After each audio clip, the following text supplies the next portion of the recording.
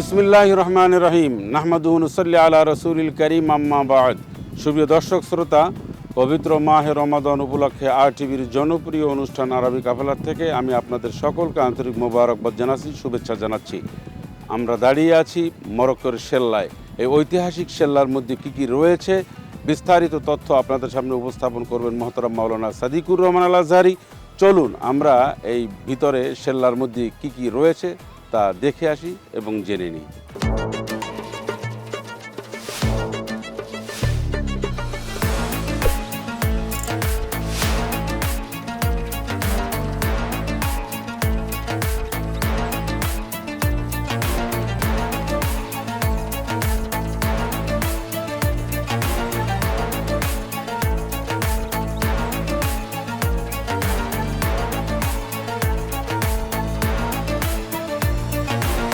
এই অনুষ্ঠানটির title sponsor Rin, powered by Pran recipe mix, co sponsor Seema steel ও মোল্লা সুপার সল্ট।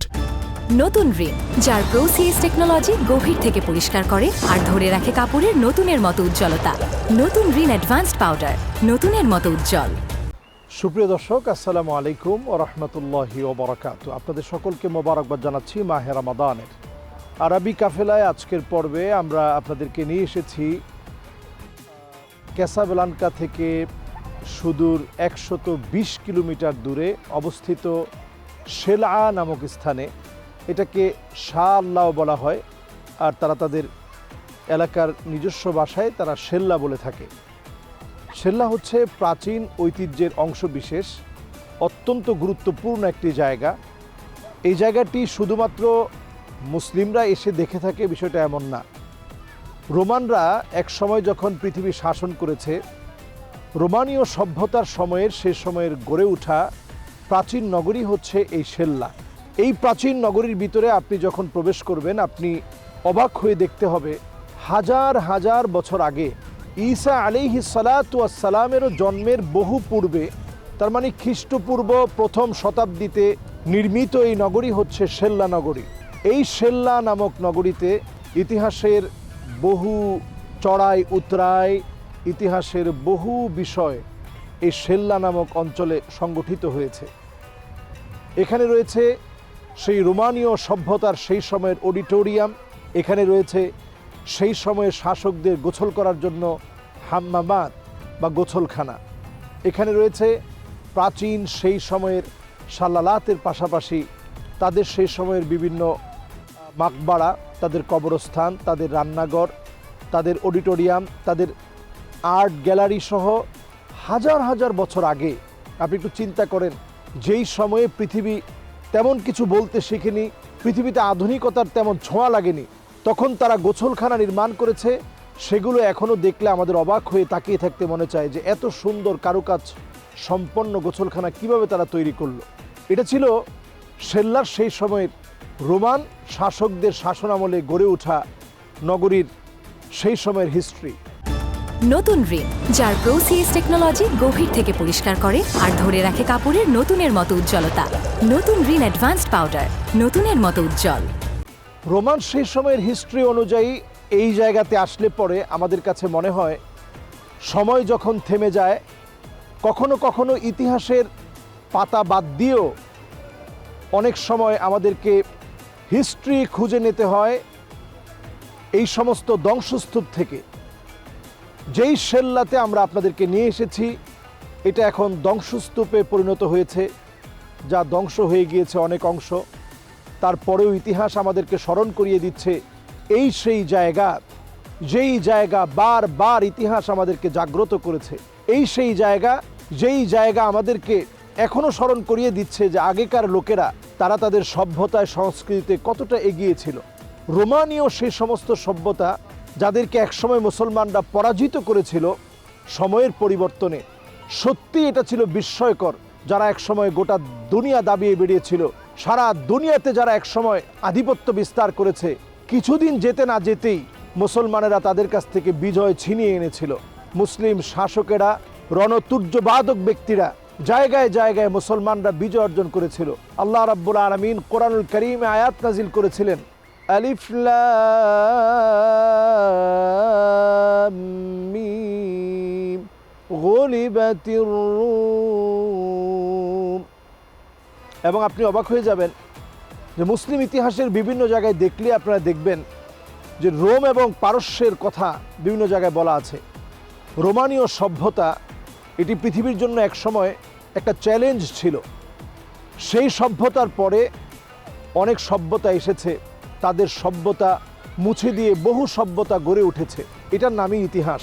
এজন্য এই ধ্বংসস্তূপগুলো থেকে কখনো কখনো ইতিহাসের বড় বড় শিক্ষা নিতে হয় এবং এই ধ্বংসস্তূপগুলো থেকে কখনো কখনো ইতিহাস খুঁজে বেড়াতে হয়। আজকের মরক্কোর এই সেল্লাতে এসে আমরা আমাদের দর্শকদেরকে বলবো, দেখুন সেই সময়ে মানুষ যারা বিলাসী ছিল তাদের বিলাসী চিন্তাটা কেমন ছিল, যে একদিক থেকে সমুদ্রের ঢেউয়ে কিছু পানি আসবে, সেই পানিতে তারা গোসল করবে, অন্যদিকে তারা তাদের আয়েশ মেটানোর জন্য এবং সেই সময়ে তাদের প্রফুল্ল চিত্ত বিনোদন কেন্দ্র হিসাবে তারা আর্ট গ্যালারি সহ অডিটোরিয়াম স্থাপন করে সেই সময়ে তারা তাদের চর্চা, সেই সময় তো মিউজিক ইনস্ট্রুমেন্ট এরকম ছিল না, এই ইনস্ট্রুমেন্ট ছাড়া কি করে সেই সময়ে একটু নিজেদেরকে প্রফুল্ল রাখা যায়, তারা তাদের চিন্তা অনুযায়ী প্রফুল্লের পথ তারা এভাবে খুঁজে নিয়েছে। অথচ পরবর্তী সময়ে মুসলিম শাসকেরা যখন এসেছে তারা কিন্তু ঠিকই অন্যভাবে এই পুরো জায়গাটাকে নতুন একটা সংস্কৃতি, নতুন একটা আদর্শ আর নতুন আঙ্গিকে আবার নতুন করে সাজিয়েছে। সুতরাং সেল্লা আমাদের ইতিহাসের একটা অংশ, যেখানে অনেক জাতি, ধর্ম, বর্ণ নির্বিশেষে বিভিন্ন প্ল্যাটফর্ম তৈরি হয়েছে এবং একের পর এক যখন বিভিন্ন জন এখানে এসেছে, বিভিন্ন শাসক এসেছে, তারা তাদের মতো করে সেল্লাকে সাজিয়েছে। আজ আপনাদেরকে এই পুরো সেল্লার বিভিন্ন অংশ, এর নকশা আপনাদেরকে ঘুরে ঘুরে দেখানোর চেষ্টা আমরা করেছি এবং বিভিন্ন অংশগুলো আমরা ঘুরে দেখাচ্ছি।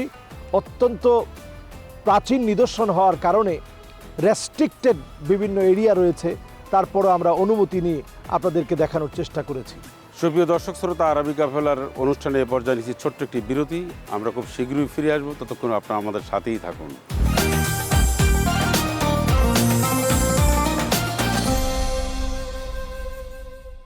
মা, চিকেন তো হয়নি। বাড়িতে বাচ্চারাই আমার জাজ, ওরা তৃপ্তি করে খেলেই আমার বিজয়। একটুখানি প্রাণ হলুদের গুঁড়া, এর রং, ঘ্রাণ আর স্বাদে মামলাটা একদম ফিট। প্রাণ গুঁড়া মশলা, রান্নায় ভালোবাসার স্বাদ।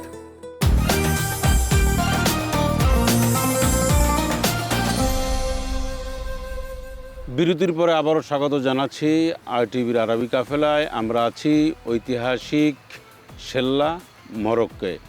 আমরা এখন আরও কিছু তথ্য এবং কিছু হিস্ট্রি আমরা শুনবো মহতারাম মাওলানা সাদিকুর রহমান আল আজহারির কাছে। জি শেখ। জি দর্শক, আমরা পড়ন্ত বিকেলে ঠিক যখন সূর্যটা আমাদের মাথার উপরে, আপনারা দেখতে পাচ্ছেন যে সূর্যের বিকিরণ যখন আমাদের চেহারার মধ্যে পড়ছে, এমন একটা সময় আপনাদেরকে নিয়ে আমরা কথা বলছি। আমাদের পিছনে রয়েছে ঐতিহাসিক সেল্লা। মনে করা হয় এটি কান্নার এক নগরী। ঠিক যেমন জর্ডানের, যারা জানেন যে জর্ডানের বিভিন্ন অঞ্চলকে কান্নার নগরী বলে মানুষ মনে করে থাকে, ঠিক তেমনি এই সেল্লাকে মানুষ মনে করে যে এটি হচ্ছে কান্নার সেই নগরী, যার উপর দিয়ে বছরের পর বছর বিভিন্ন সময়ের বড় বড় আযাব এসেছে। আল্লাহ রাব্বুল আলামিন কোরআনুল কারীমে একই কথা আমাদেরকে জানিয়েছেন। আল্লাহ রাব্বুল আলামিন বলছেন, আওয়ালা ইয়ারাউনা আন্নাহুম ইফতানুনা ফি কুল্লি আমিন মাররাতান আও মাররাতাইন ثم لا يتوبون ولا هم يذكرون মাশাআল্লাহ, জাযাকুমুল্লাহ। নতুন রিন, যার প্রো সিএস টেকনোলজি গভীর থেকে পরিষ্কার করে আর ধরে রাখে কাপড়ের নতুনের মতো উজ্জ্বলতা। নতুন রিন অ্যাডভান্সড পাউডার, নতুনের মতো উজ্জ্বল। এই আয়াতে কারিমাতে আল্লাহ রাব্বুল আলামিন আমাদেরকে জানাচ্ছেন যে প্রত্যেকটা জায়গাতে প্রতিটা বছর একবার অথবা দুবার বিভিন্ন ধরনের আযাব আসে। আমরা এখানে অনেক ভাঙা স্তূপ দেখেছি। ইতিহাসের এই ভাঙা স্তূপগুলো কখনো কখনো ইতিহাস শুধু ইতিহাসের পৃষ্ঠা থেকে না, বরং ভাঙা স্তূপ থেকে ইতিহাস নিতে হয়। এই সেল্লা হচ্ছে ভাঙা এমন স্তূপ যেখান থেকে ইতিহাস নেওয়া যায়। তো আমরা অনেক সময় শিক্ষা নেই না। আল্লাহ রাব্বুল আলামিন বলছেন, সুম্মা লা ইয়াতুবুনা ওয়ালা হুম ইয়াযাক্কারুন, এরপরে তোমরা তাওবাও করো না, আমি আল্লাহর দিকে ফিরেও আসো না। আল্লাহ তাআলা বারবারই চেয়েছিলেন যে জাতি, ধর্ম, বর্ণ, গোষ্ঠী নির্বিশেষে তাওহীদের দিকে মানুষ ফিরে আসবে। এজন্য অতীত অনেক ঐতিহ্যের উপরে কখনো কখনো আযাব এসেছে। আল্লাহ তাআলা চেয়েছেন যারা শৌর্যে বীর্যে এত বড় বড় ঐতিহ্যকে সাজিয়েছে তারা যেন তাওহীদপন্থী হয়, আল্লাহর দিকে ফিরে আসে। কিন্তু বড় আফসোস, এই রোমান সভ্যতার সুদীর্ঘ শাসন আমলে খ্রিস্টপূর্ব রোমান সভ্যতা, খ্রিস্টপূর্ব প্রথম শতাব্দীতে নির্মিত এই শেল্লা ততদিন পর্যন্ত এখানে তাওহীদের ঘোষণা হয়নি যতদিন এটা মুসলমানদের হাতে হস্তগত না হয়েছে। রোমান সেই সময়ের কারুকাজ, নকশাকে এক কথায় যখন আমরা দেখি একটা আর্ট গ্যালারির মতো আমাদের কাছে মনে হয়। আমাদের কাছে মনে হয় বর্তমান সময়ের একটা আর্ট গ্যালারি যেন আমাদের চোখের সামনে। তাদের প্রত্যেকটা কারুকাজে আপনি দেখবেন সেই সময়ের নিদর্শনের পাশাপাশি বর্তমান সভ্যতার এই যুগে রোমান সভ্যতা এখনো আমাদেরকে কেমন যেন বৃদ্ধাঙ্গুলি দেখাচ্ছে। এত আধুনিক হওয়ার পরেও তোমরা এখনো আধুনিকতার ওই দরজায় যেতে পারোনি যেখানে রোমানরা সেই সময় পৌঁছেছিল। সভ্যতা, সংস্কৃতি সে সময় তারা ছড়িয়ে দিয়েছিল। নতুন রিন, যার প্রো সিএস টেকনোলজি গভীর থেকে পরিষ্কার করে আর ধরে রাখে কাপড়ের নতুনের মতো উজ্জ্বলতা। নতুন রিন অ্যাডভান্সড পাউডার, নতুনের মতো উজ্জ্বল। এই জায়গাটি যেহেতু আটলান্টিক কেন্দ্রিক বাণিজ্যিক একটা এরিয়া ছিল, এজন্য এই নগরীটাকে তারা বাণিজ্যিক নগরী হিসেবে ব্যবহার করে এখানে তারা রাজপ্রাসাদ সহ, রাজার বসবাস সহ, মেহমানদারি সহ, মেহমানখানা, যাতে করে মেহমানরা আসলে, যারা ব্যবসা বাণিজ্য করবে তারা আসলে তাদেরকে মেহমানদারি করা যায়। এজন্য তারা মেহমানদের জন্য আলাদা মেহমানখানা, পাশাপাশি গোসলখানা, সেই সময়ের পুরানো লাইব্রেরি এবং সেই সময়ে আর্ট গ্যালারি এবং সেই সময়ের তারা তাদের বিনোদনের জন্য রেখেছিল বিশাল অডিটোরিয়াম। আপনি চিন্তা করতে পারেন খ্রিস্টপূর্ব, বর্তমান আপনি যদি 2500 বছরও চিন্তা করেন, এরও প্রথম শতাব্দীতে, তার মানে এই যে হাজার হাজার বছর আগে এইরকম একটি শেল্লা, এরকম একটি বিশাল নির্মাণ, এটি সত্যি আমাদেরকে এখন ভাবিয়ে তোলে। যেই জমানায় একটা ক্রেন ছিল না, বড় বড় পাথর উঁচা করার মতো কোনো মেশিন ছিল না, সেই সময়ে কি করে তারা এইরকম দামি দামি উঁচা উঁচা পাথর কি করে তারা উঁচা করেছে, কি করে এই কাজকে তারা সহজ করেছে, কিভাবে এই কাজ তারা এত নির্দ্বিধায়, এত সাবলীলভাবে, সহজভাবে এই কাজগুলো আঞ্জাম দিয়েছে। সুতরাং দর্শকদেরকে আমরা এটাই বলবো, ইতিহাস ঐতিহ্য থেকে আমরা শিক্ষা গ্রহণ করি এবং আমরা বোঝার চেষ্টা করি যে আল্লাহ রাব্বুল আলামিন জাতি, ধর্ম, বর্ণ নির্বিশেষে অনেককে আল্লাহ তাআলা ধ্বংস করে নিমজ্জিত করে দিয়েছেন, নাস্তানাবুদ করে দিয়েছেন। এর মধ্যে আল্লাহ তাআলা আমাদেরকে শিখতে বলেছেন, জানতে বলেছেন যে তোমরা এখান থেকে শিক্ষা নাও।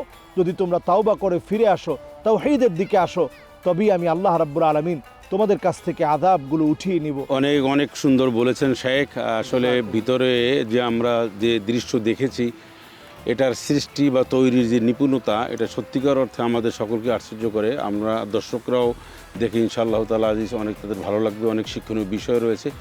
সুপ্রিয় দর্শক শ্রোতা, আরবি কাফেলা মরক্কোর ঐতিহাসিক শেল্লার থেকে আজ এ পর্যন্ত। আগামীকাল ইনশাআল্লাহ তাআলা আজিজ মরক্কোর একটি গুরুত্বপূর্ণ স্থাপনা নিয়ে আপনাদের সামনে হাজির হব। আল্লাহ আপনাদের ভালো রাখুন, সুস্থ রাখুন। আসসালামু আলাইকুম ওয়া রাহমাতুল্লাহি ওয়া বারাকাতুহু।